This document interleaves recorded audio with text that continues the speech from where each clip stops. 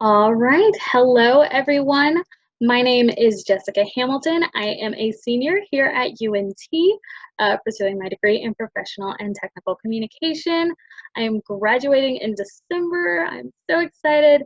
Don't know if we'll be able to walk just yet, but I wanted to share my experience with you about my content management internship this summer. Of course, it is summer of 2020, so there has been a lot of recent changes in the world, the way we do education, and the way we work. So I'm going to talk a little bit about how that has affected my internship as well towards the end, and that is actually one of my major projects that I worked on. But without further ado, I'm going to go ahead and go into the agenda for today's meeting. First, I'm going to talk about my internship, give you an overview of the company that I work for, how I got the job that I did. I'm going to go into the responsibilities, the type of software that I work with every day, my projects, and then my final thoughts. This has been a really big learning experience for me, so I definitely feel like the end has a lot of value for you. So to start out with, I work at a HR software company called Insala. We used to be located in Arlington, so I was making that trek from Arlington to Denton just before all of this started and the stay-at-home orders were in place. But my company just relocated to Richardson, but I'm still working from home because we can't go into our new building yet. um, but uh, our software is used by HR professionals within larger companies who have career development programs in place, and they use our software to help manage those programs. So anywhere for alumni networks, mentoring programs, we have a lot of career transition clients in order for them to continue to engage and develop the careers of their employees. As for my job, I am a content management intern. I work with the content management team and the marketing and sales teams. I am also, I'm the longest intern that's been there. I've been there for about a year. I think it'll be a year, August 19th. So I'm coming up on a really big anniversary. I'm really excited about that. I help manage a team of 3 additional interns. And I help create and analyze and regularly update published content on our company's website. And there is a screenshot of the company's website. I was actually a part of this as well, creating the content for it, writing, selecting images. I was there for the design process. So if you're interested in that section, I really do think content management is an excellent way to get your toe into all of the areas of developing online platforms. Wow, it's amazing. And then how I got this job, I was actually hired from an Indeed job listing. I pretty much used Indeed for all of my jobs. I find it a really easy tool to use. Of course, it's just a website. You put in your information, your resume, and it matches you with closest positions. And I met my manager through there, and a year later, here I am. So I wanted to go over the type of software and tools that I use for my position. Again, I'm remote. Everybody is working remote these days. So you might see a lot of similar tools, like I use Slack a lot. And of course, Microsoft Office, Outlook as well. But for the content that I manage everything through Hubspot. Hubspot is our CRM and our CMS. So we manage everything through Hubspot. Our website is hosted through Hubspot. In addition to Hubspot, I use Canva for the design projects that I have to work on. So Canva is a cloud-based collaboration design software, and I use that with my team. And I'll talk a little bit more about documentation design later. PandaDoc is another one of those collaborative softwares. I help the sales team with their editing their sales proposals and their documentation design. SEMrush is mainly for content and keyword analysis, and Google for SEO, But I use a lot of these virtual tools. All right, so getting into the good stuff is my first project. I am content management girl. So what I mainly do is I manage all of the company's content through HubSpot. That includes, I'm mainly publishing articles, ebooks, step-by-step implementation guides to help people implement our software. And I do all of those things based on SEO best practices. Again, I use SEMrush to manage our keywords. And I know, oh wow, that's a lot of SEO that you're doing. Yeah, something interesting that I found out about being a content writer is that you don't just write content. And as a content writer, your job is to write useful content. Well, one of the best ways to make sure that your product is being used the correct way, or that your readers are reading your content, is to reflect what they're searching for. And that's why keyword analysis is so important, because you want to make sure that that audience can find the content that you're writing.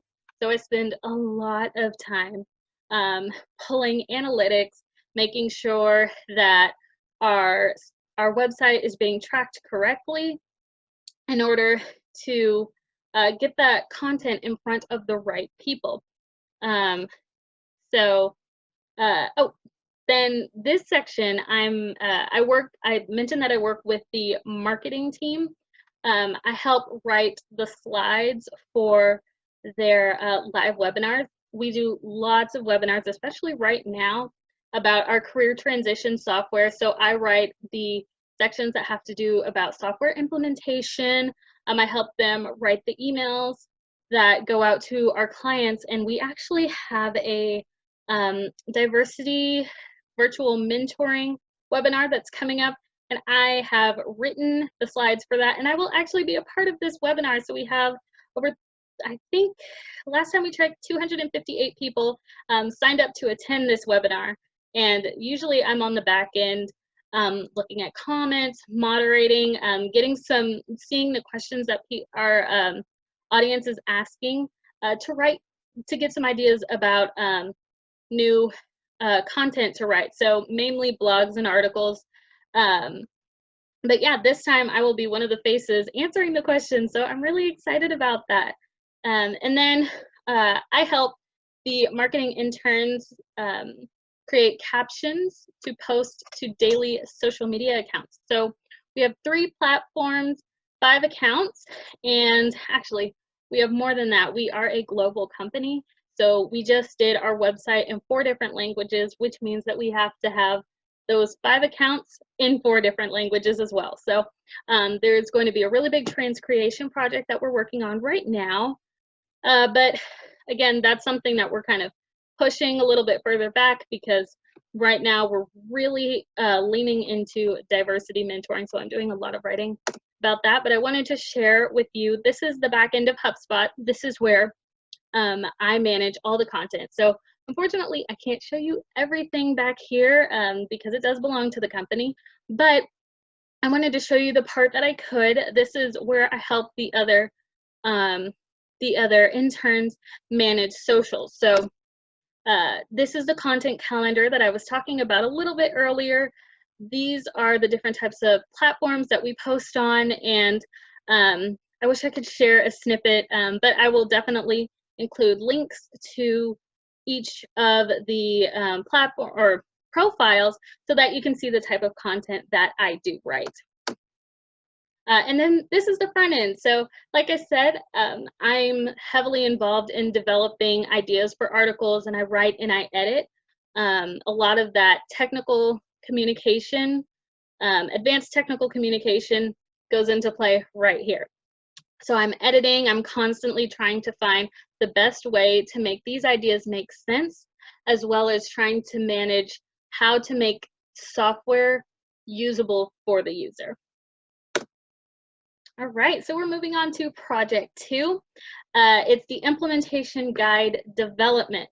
So this project is what has taken up the majority of my time, and I've talked about COVID way too much in here already, but my guide was to, or the second project was, I had to write a guide to rehire your workforce for people who experienced layoffs and furloughs due to COVID. And as we know, information is constantly changing. So while writing this ebook, I would writing this guide, I'm sorry. While writing this guide, I would write information about how to do this process, how to use the software for this process.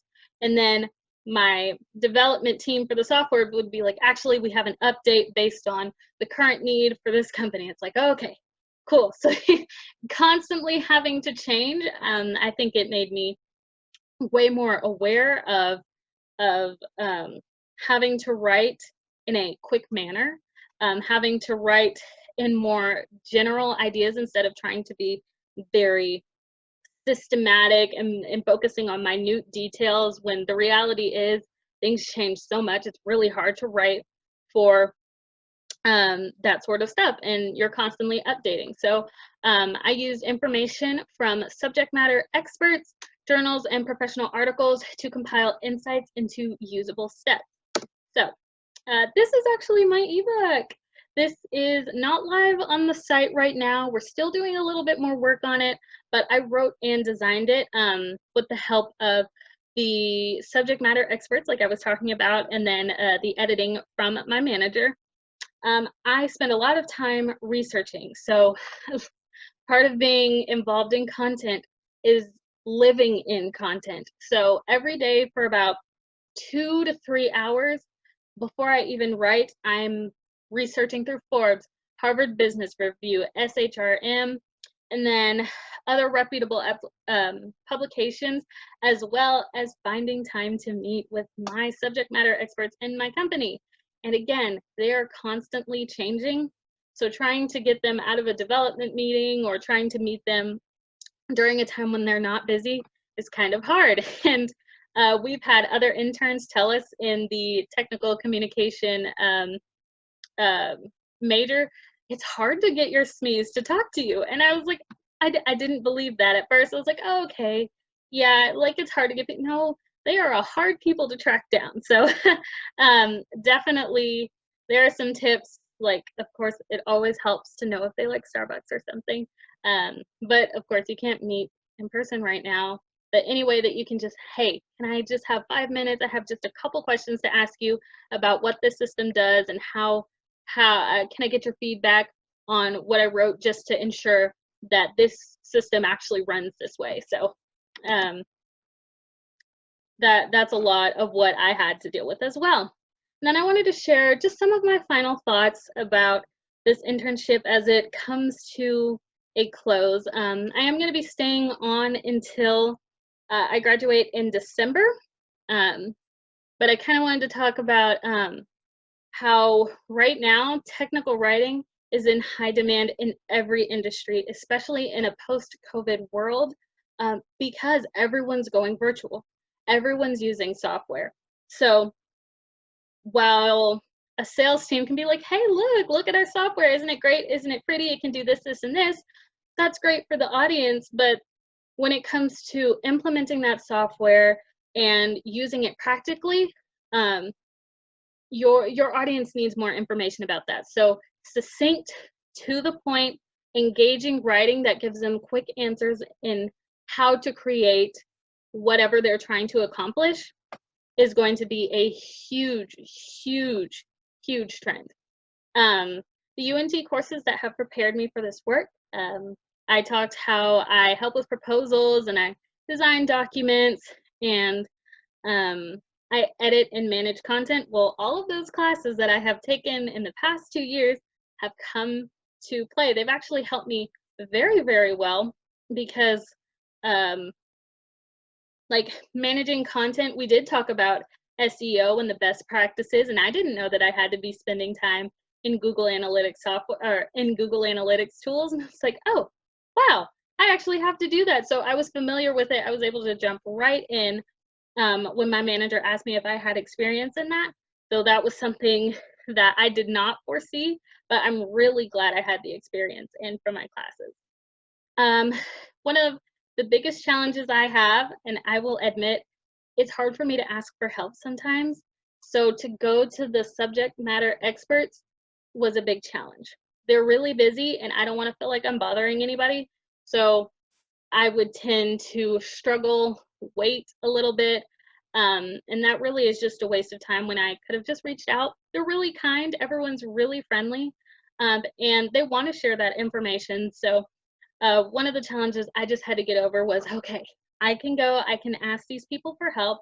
They'll be able to walk me through the process without me feeling like I'm bothering them. So you're not bothering them, I promise. What I would change is I mentioned that I use Canva's design software. I love using Canva. I love the fact that you can access it anywhere and everywhere, but I really would have liked to work with Adobe's design software. I didn't get a chance to do that, so I'm having to learn it on my own. I did get a little bit of experience using Adobe in my documentation class before, and I found it really, really helpful.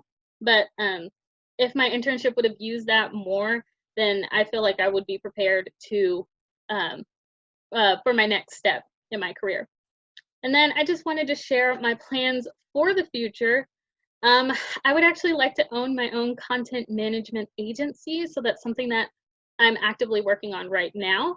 I'm documenting the whole process so that college students, just like the ones going through our department right now, can own their own business while growing the skills that they have or that they need to be successful.